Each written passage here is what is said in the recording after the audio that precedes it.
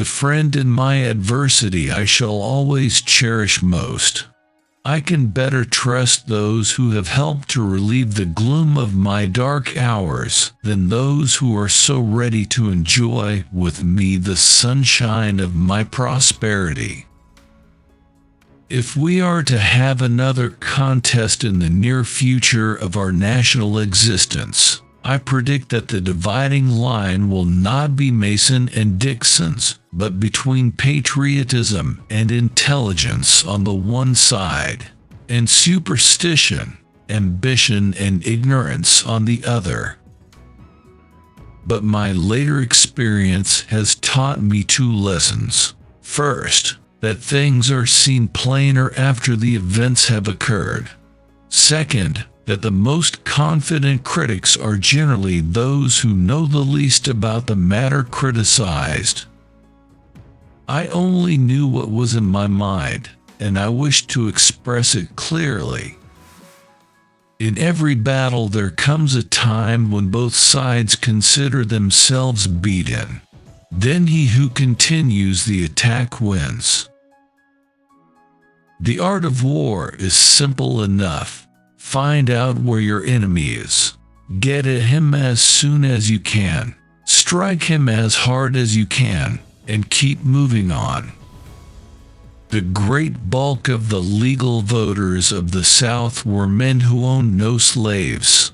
Their homes were generally in the hills and poor country. Their facilities for educating their children, even up to the point of reading and writing, were very limited. Their interest in the contest was very meager. What there was, if they had been capable of seeing it, was with the North. They too needed emancipation.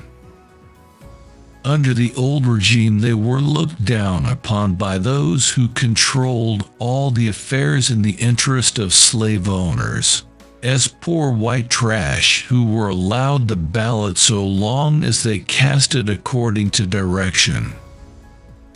I have never advocated war except as means of peace. So seek peace, but prepare for war. Because war never changes. War is like winter, and winter is coming. There are but few important events in the affairs of men brought about by their own choice. I know only two tunes.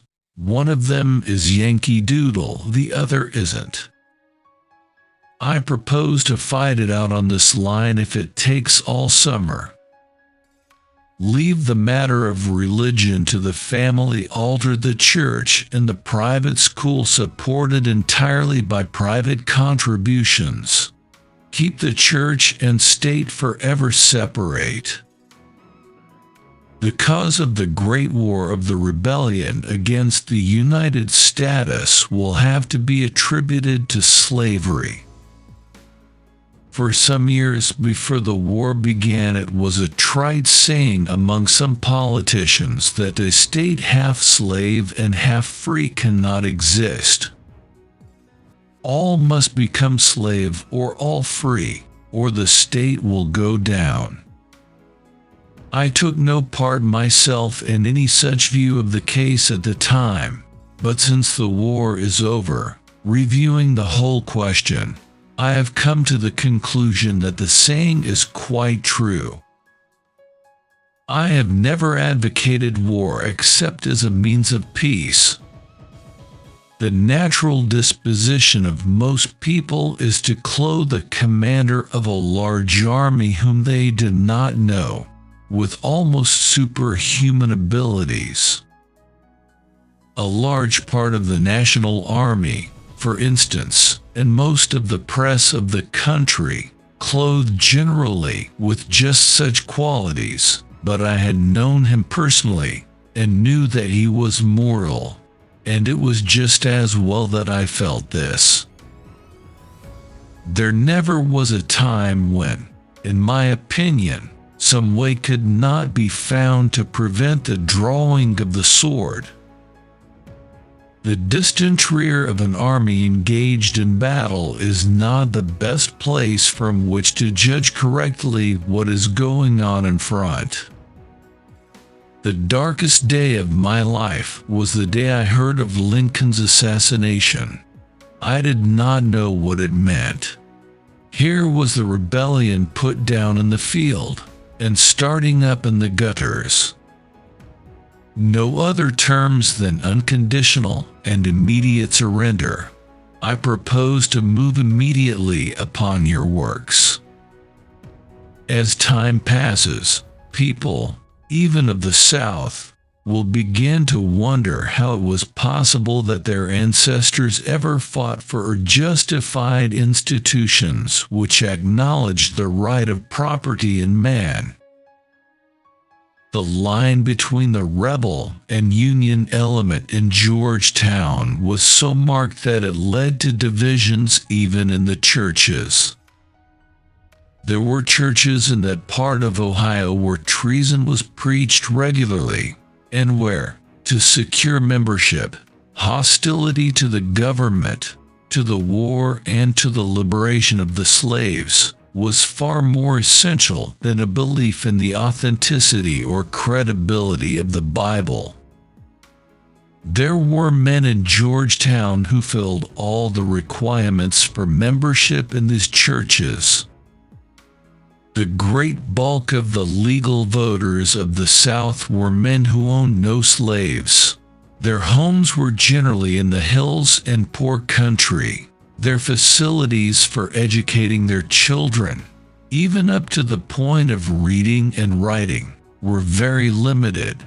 Their interest in the contest was very meager. What there was, if they had been capable of seeing it, was with the North. They too needed emancipation.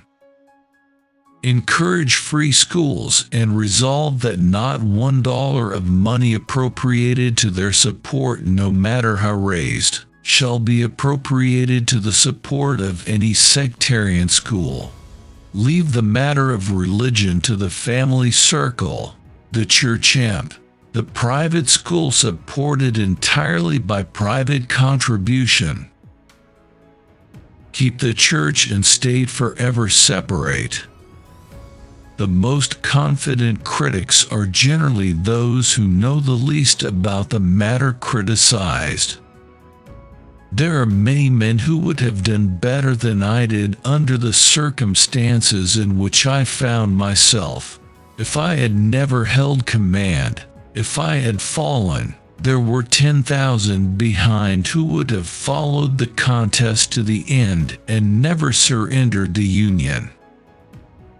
To maintain peace in the future, it is necessary to be prepared for war. Two commanders on the same field are always one too many. The fact is, I think I am a verb instead of a personal pronoun. A verb is anything that signifies to be, to do, to suffer. I signify all three. The framers of our Constitution firmly believed that a republican government could not endure without intelligence and education generally diffused among the people. The father of his country, in his farewell address, uses this language: promote, then, as an object of primary importance, institutions for the general diffusion of knowledge. In proportion as the structure of a government gives force to public opinion, it is essential that public opinion should be enlightened. General Lee was dressed in a full uniform which was entirely new, and was wearing a sword of considerable value, very likely the sword which had been presented by the state of Virginia. At all events, it was an entirely different sword from the one that would ordinarily be worn in the field.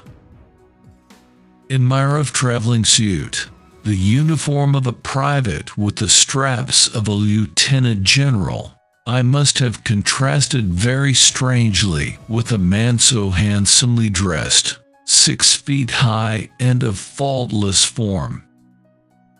But this was not a matter that I thought of until afterwards.